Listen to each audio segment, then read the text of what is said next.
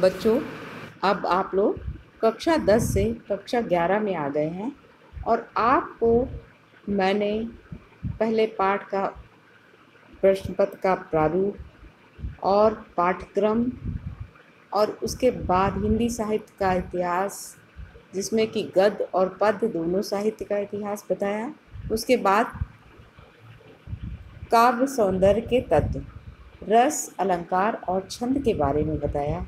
अब आज की से हम लोग पद्य खंड की शुरुआत करेंगे। पद्य खंड का सबसे पहला पाठ है संत कबीर। तो बच्चों, आशा करती हूँ कि आप लोगों ने पुस्तकें अवश्य ही खरीद ली होंगी। तो आप जो है वीडियो देखने के बाद अपनी एक नोटबुक बना लीजिए और उस नोटबुक में जितना कोर्स मैं कराती जा रही हूँ उसको अपनी नोटबुक में नोट करते चलिए। तो आज हम लोग पढ़ेंगे संत कबीरदास जी की जीवनी। और बच्चों, इसमें आपको कवि या लेखक किसी का भी साहित्यिक परिचय एवं उनकी कृतियाँ लिखने को आता है और यह प्रश्न 5 अंकों का होता है। तो आइए देखते हैं संत कबीरदास जी का साहित्यिक परिचय। महान कवि एवं समाज सुधारक महात्मा कबीर का जन्म काशी में सन 1398 ईस्वी में हुआ था। एक किंवदंती के अनुसार कबीर ने किसी विधवा ब्राह्मणी की कोख से जन्म लिया, जो लोकलाज के भय से इन्हें वाराणसी के लहरतारा नामक स्थान पर एक तालाब के समीप रख गई थी। वहाँ से इन्हें नीरू और नीमा नामक एक मुस्लिम जुलाहा दंपति ने उठा लिया और इनका लालन पालन अपने पुत्र के समान किया। इस प्रकार इन पर बचपन से ही हिंदू और मुस्लिम दोनों धर्मों के संस्कार पड़े। इनका विवाह लोई नामक स्त्री के साथ हुआ था, जिससे इनके कमाल और कमाली नाम की 2 संतानें उत्पन्न हुई। महात्मा कबीर के गुरु रामानंद जी थे, जिनसे गुरु मंत्र पाकर ये संत महात्मा बन गए। इनके जीवन का अधिक समय काशी में बीता। जीवन के अंतिम दिनों में ये मगहर चले गए। कबीर की मृत्यु के समय के संदर्भ में विद्वानों में मतभेद है। अधिकांश विद्वानों के अनुसार इनकी मृत्यु मगहर में सन 1518 ईस्वी में हुई थी। इनके शव के संस्कार किस विधि से हो, इस बात पर को लेकर हिंदू मुसलमानों में विवाद भी हुआ था। हिंदू इनका दाह संस्कार करना चाहते थे और मुसलमान इन्हें दफनाना। एक किंवदंती के अनुसार जब इनके शव पर से कफन उठाया गया तो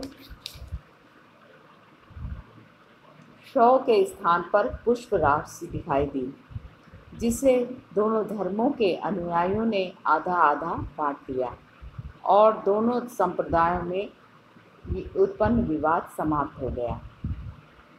बच्चों, कबीरदास जी पढ़े लिखे नहीं थे और इस संबंध में उन्होंने स्वयं ही कहा था कि मस कागज छुए नहीं, कलम गयो नहीं हाथ।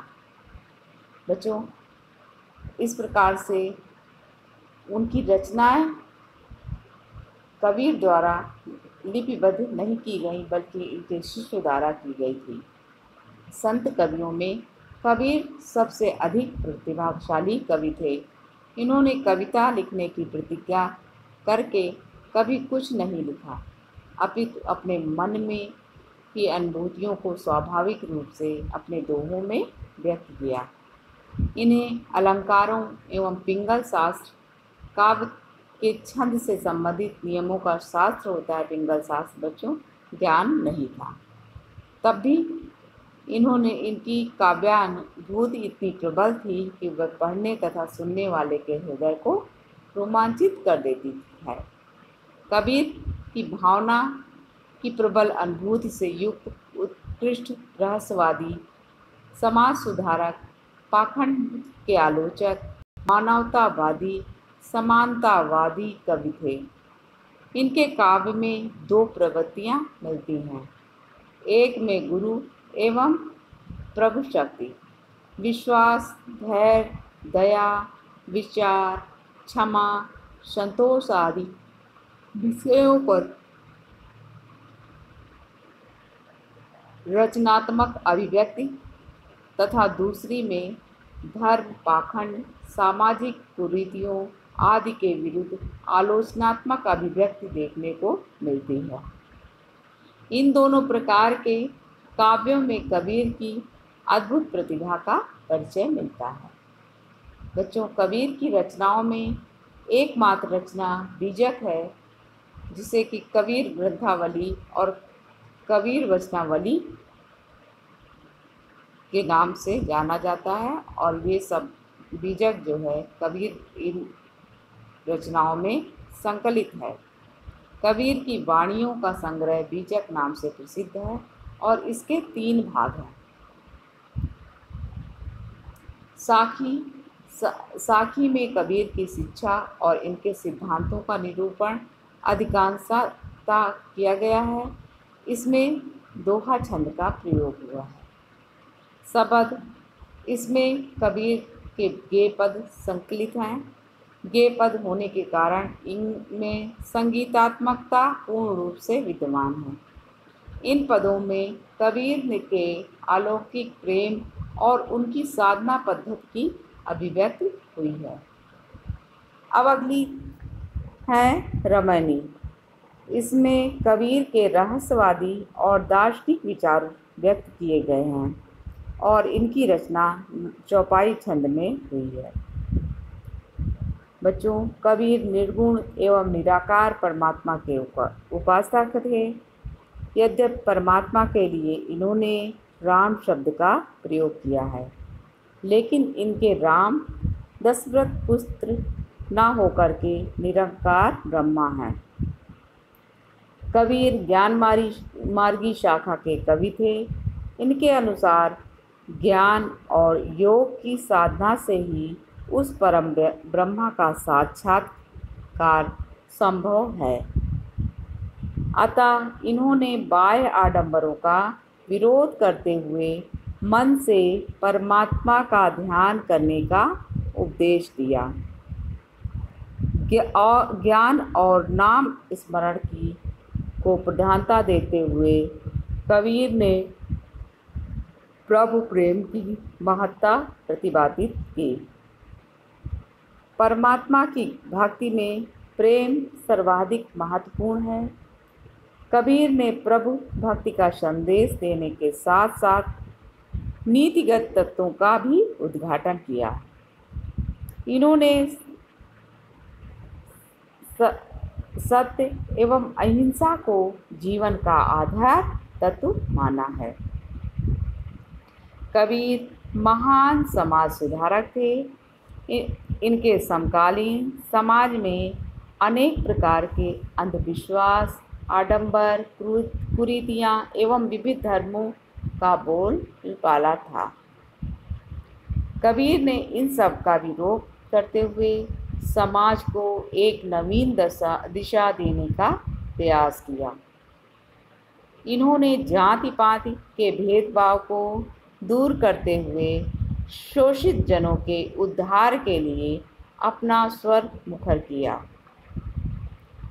तो बच्चों, इस तरह से उन्होंने शोषित लोगों का उद्धार और जो भी आडंबर जाति पात समाज में व्याप्त था उसको मिटाने का लिए अपनी वाणी से कुछ बातें ऐसी कहीं जिसका प्रभाव उसके समय के समाज में पड़ने लगा।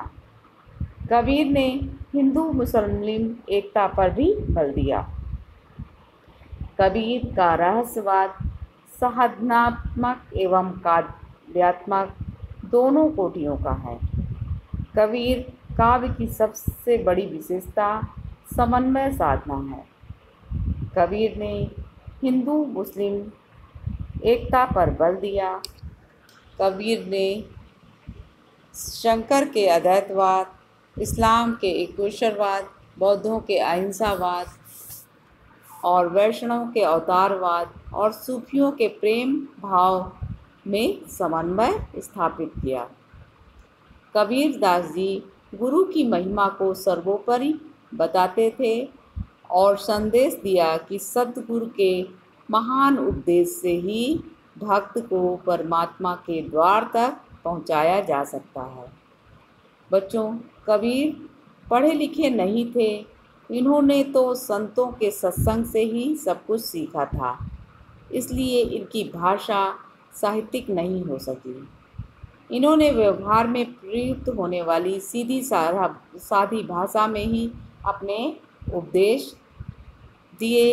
इनकी भाषा में अनेक भाषाओं जैसे अरबी, फारसी, भोजपुरी, पंजाबी, बुंदेलखंडी, ब्रज, खड़ी बोली आदि के शब्द मिलते हैं।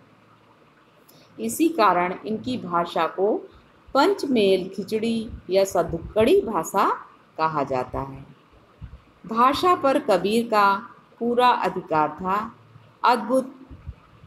कुछ अद्भुत अनुभूतियों को कबीर ने विरोधाभास के माध्यम से उलटवासियों की चमत्कारपूर्ण शैली में व्यक्त किया है, जिसमें कहीं कहीं दुरूहता भी आ गई है। आचार्य हजारी प्रसाद द्विवेदी ने इन्हें वाणी का डिक्टेटर बताते हुए लिखा है कि भाषा पर कबीर का जबरदस्त अधिकार था। वे वाणी के डिक्टेटर थे। कबीर ने सहज और सरल शैली में अपने उपदेश दिए, इसलिए उनकी उपदेशात्मक शैली क्लिष्ट अथवा बेझिल नहीं हो सकी।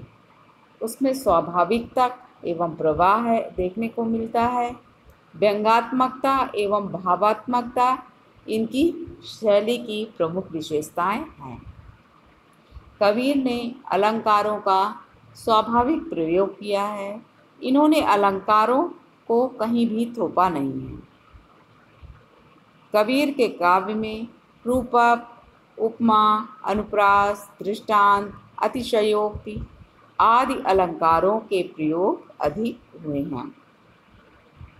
कबीर को दोहा और पद अधिक प्रिय रहे। इन्होंने साखियों में दोहा, शबद व रमैनी में गे पदों का प्रयोग किया है। कबीर के काव्य में प्रतीकों की अधिकता है। साधनात्मक रहस्यवाद में तो प्रतीक सर्वत्र विद्यमान है। इन्होंने दीपक को हृदय, शरीर तथा ज्ञान को तेल को प्रभु भक्ति और